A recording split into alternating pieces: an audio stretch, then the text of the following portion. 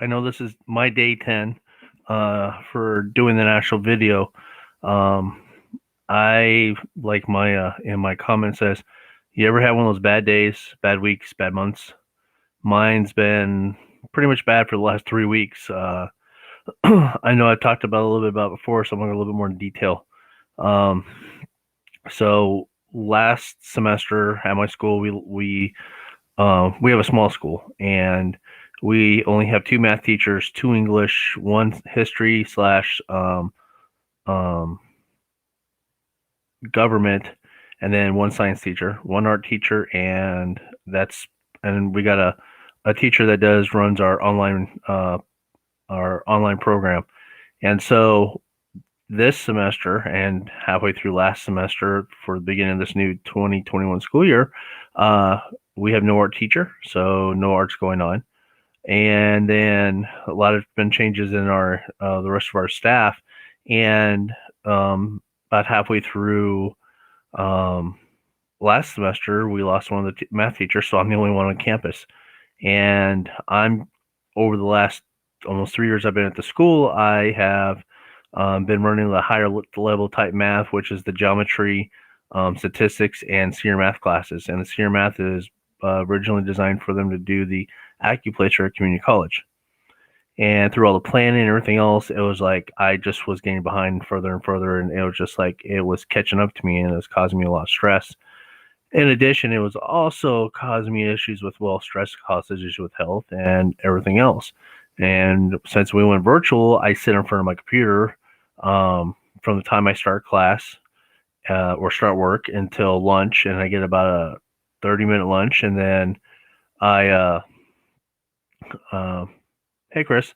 And then I actually come back, teach another 2.5 hours or 2 hours worth of classes, and then I'm on my prep time. And it got to the point where I am so far behind on certain things that it was causing me a lot of stress. And I was like, whoa, what's going on? And so I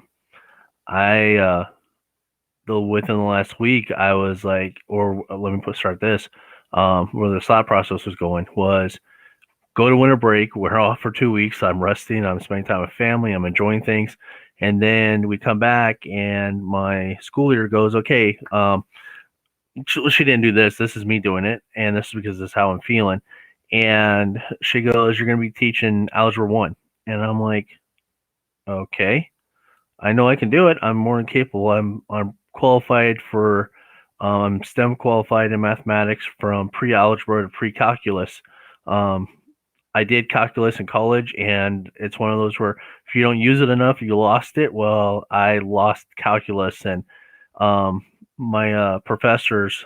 Well, my one professor got me really confused with it. My second one did her best to get me understanding. At least I got through college and was able to understand it while I was doing my engineering degree. Um, I wish I would have used it more often because it was fun. Once I got used to doing it, it was fun. My favorite though is pre-calculus and geometry because I did it for 9 years, 9 to 10 years as a land surveyor. That's all I did every day. It was fun because I was able to apply it. And so I was like, okay, I'll do Algebra 1. And then I went looking for the information that was stored in our hard drive, in our Google Drives, and it's not there. I'm like, wait a minute here. And then I realized when the previous teacher left, he left at a point where we started diving deeper into not only the curriculum, we dive in deeper into certain things that we need to have set up for our students. And at the time, I was focused on geometry, senior math, and statistics because that's all I teach at that school right now. And so I wasn't really thinking about going and looking at the algebra stuff. Well, now I wish I would have because maybe a little bit over winter break, I would have been able to get myself a little bit more ahead or get things organized enough to where I can do something. Let it alone. Ever since I've been at the school, we don't have a set curriculum. So we don't have like a standard textbook. Everything is like from scratch. And when I first got into teaching at my old school, I went in and they have a set curriculum where they use what they call Engage New York. And it's intense. And it was being a brand new teacher, it was intense, and even on top of that, taking over geometry and revamping it using that program. What was nice though, it was there for me, and I can see it. At this school, nada. And so I have to go and pull from this resource. I got to pull from that resource. If that one doesn't work for my kids, I got to pull from this one. If this one doesn't work, I got to go to that one. And it's just like it's bouncing. And then we finally got the approval for the grant that they applied for, except for it doesn't happen until the last quarter of the school year. So eventually we're going to get a supplemental curriculum for our campus. I'm setting that up because I mean, I love technology and I love setting things up. Just doing it for almost 5 years is really stressful, really stressful. And I pretty much had it up to here, and when I put in my they were asking for my intent of coming back the next school year, I put undecided, and then talking with my wife and talking to my old curriculum coach, and we were talking about things yesterday, and I was like, Scott, where you are right now and what you want to do, you've got to be, it's like you're undecided, you're actually, no, you need to do this. And so I changed my request to no, I'm not coming back the next school year, and I know I'm more capable of getting into another school. Where I live, there's a high school, and it's only within biking distance, which means that if I am hired onto there, I can literally bicycle from home to work every day and get exercise that way. Every single day I could do it, no problem. If we're in the classroom, and if we're not, we're virtual, I'm home and I'm within like biking distance or less than a 5-minute drive to get to work if I go to that school. The biggest reason I wanted to change schools though is not only because of the stress that I have right now in my life, because yesterday I with everything going on, I was up till 4:00 in the morning, but designing lessons for that day, and I had 3 hours of sleep. Went to sleep, got up at 7, taught my whole entire class, then went to bed about 9:30ish, 10 o'clock last night, and back up and doing it all over again. And I've worked through weekends, I've worked through holiday breaks. Yeah. I mean, the way things were going at the beginning of the 2021 school year, we were told that we had to do certain requirements or certain things that we had to do for our job, and we got it told to us on Friday. We had a 3-day weekend coming up, and it said, okay, all the stuff you have to do has to do on Tuesday. 99% of the staff worked all through Labor Day weekend. All 3 days we were working on getting stuff ready that we had to have. They gave us that says like, this is when it's due, and you got to get it done, or you're gonna get in trouble. Even when we said, hey, can we get some more time? It was due that day, and it was just like, that really sucks. And I every time I get caught up, I'm like, okay, I'm caught up. I can get going. I can go forward. I can get stuff done. And I get knocked back down. I get like knocked back, and then it's like getting knocked back, not just 1 or 2 steps. This game knocked back 10 steps that way. And I was just like, okay, there's 2 things that I've always wanted to do. One is teach my engineering. I love engineering. I have an engineering degree. I have some background knowledge in avionics and mechanical, and like I said, a civil engineering background. I did it for 10 years. I also have now my engineering degree from DeVry University. I'm a electronics engineer tech, and I have that.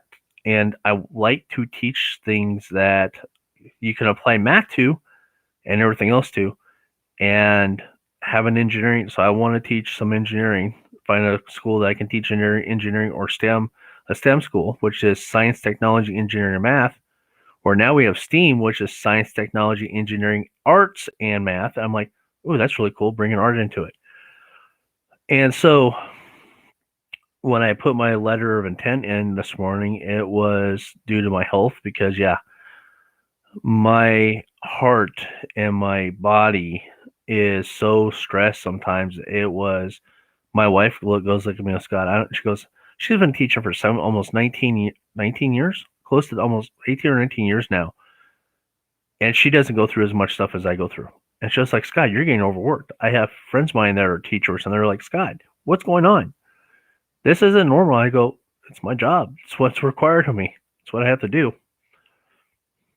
So I'm looking for another school, and it's going to allow me to do other things like run my essential oil business with my wife, and to actually take a vacation. If I have 3 days off, I take 3 days off. I won't have to do work. Um, and hopefully I can find a school. I know I know I will find a school that allow me to do some engineering, whether it's a club or it's an actual engineering class. Um, I'm very good at what I do, and I love what I do. I love teaching math. I've been a teacher ever since I was in the military, because of the fact that I can pass on my knowledge to other people. I was the second lowest ranking airman on base when I was in the Air Force, then became a trainer. Why? I was good at what I did. I can explain things a certain way to make sure that people understand it and they're more capable of doing it. I did it when I drove over the road truck. I became a trainer, and then when I became whatever career I was in, delivering pool supplies, had a new guy come in. I taught him how to do it, and then became a surveyor. And anytime we got someone new, I taught them the technology. The party chiefs taught them how to actually survey. I was the one who taught them all the electronics, and it was fun to do that. Um, and then I went to college, and yeah, it seems like everything I get my hands on, I can always reteach someone.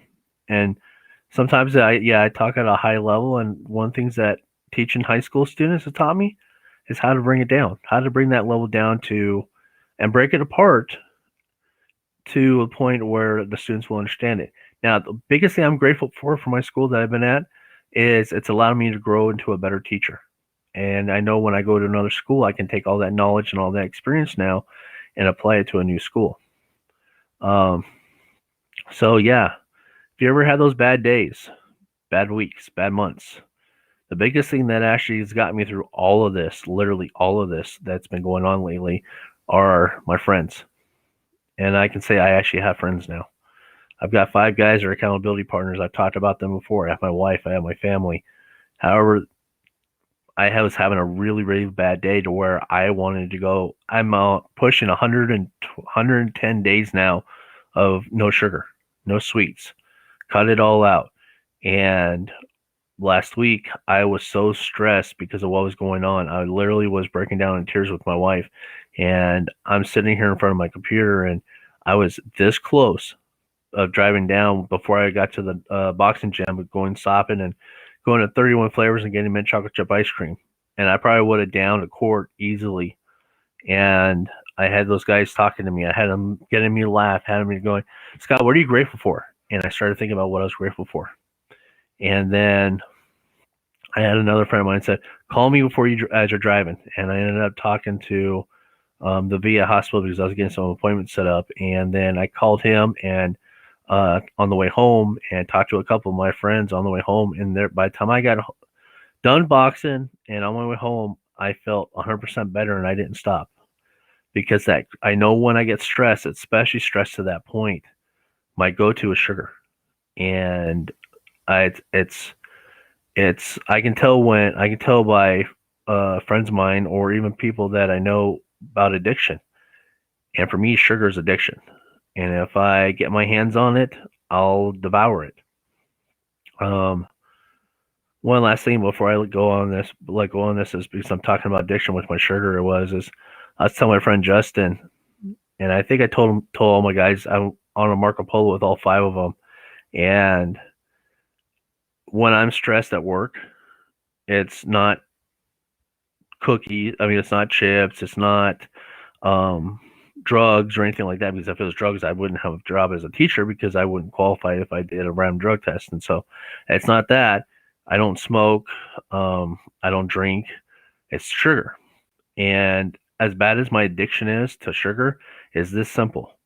Is I would go and buy those big old giant bags from Costco or Sam's Club for like Halloween candy, and would keep it in my classroom for my students to reward them on certain things, like if we're playing games and stuff, or they did something special, I'd reward them with the sugar because that's how I was raised. And when they would leave at the end of the day, I pull that tub out, sit it next to me, and I would snack on it until I went home. So during my prep time until I went home, I would snack. and I'd pull some out and I'd put it away. And that craving would hit me. It's like an addiction to alcohol or anything else, chewing tobacco, any addiction out there. You get just a little bit in your system and you don't stop. You literally don't stop. And so I actually thought about it one day when before I actually was talking to these guys and really being open and honest with these guys and vulnerable. It's really cool because no matter whether I did something bad or I did something good, they're there for me. And that's what I really appreciate about these guys. And I was thinking about this one day when I first started on this journey about how I sat there and within 1 week I went through one of those bags by myself. And it was scary because I thought about it and I thought about as much sugar I put in my body. I was like, no wonder I gained so much weight. No wonder I was getting pushing 411 because I would sit there and because of my stress. Just stress. There's two things that affect my addiction to sugar: stress and depression. I got stressed out and then I started hammering on myself and feeling depressed. And the only thing I went for was that tub of candy whenever day I was at work because stress from work, out of everything in my life, that was the biggest thing, was stress from work. And to sit there and think about it, thinking back to it and going, oh my gosh, I literally ate a whole bag, like one of those big, I think they're like 2 or 3 pound bags of candy. And to sit there and eat the whole thing within a week, it's like some people it takes them like 6 months, some people it takes them a year. Some people just give them out for Halloween candy. I sat there and ate it for a week. And it was just like, oh my gosh.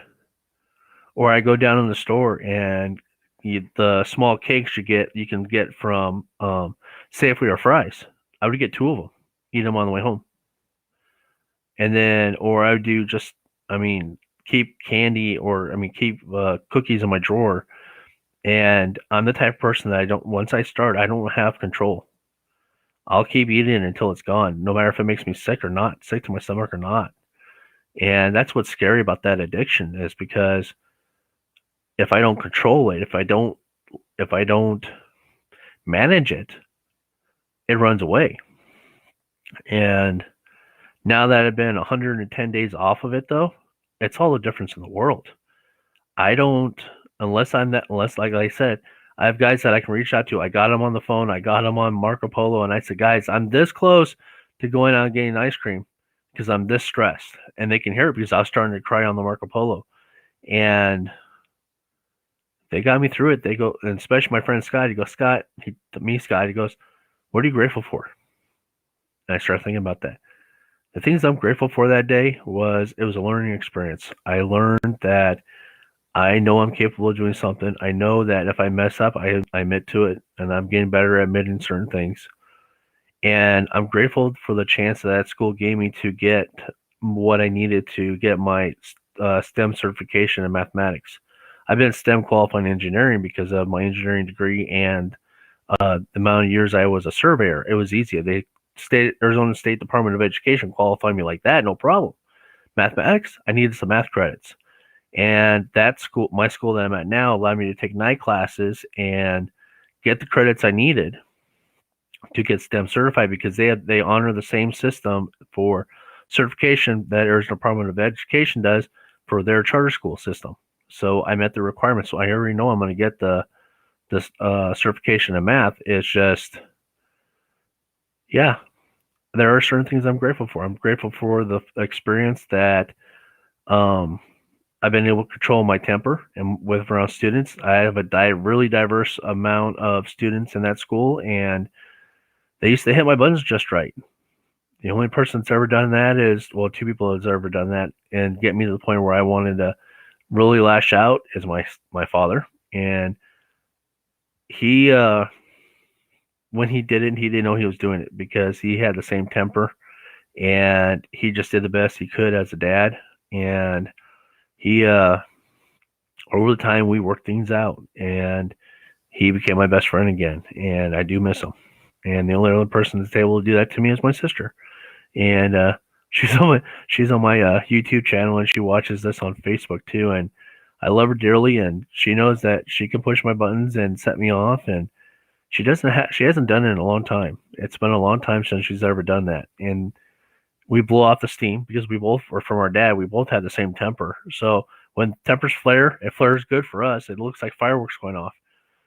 And then we let things cool down. We apologize, and we're loving each other again, and off we go. I love my sister. She's a remarkable woman, and I'm thankful she's in my life.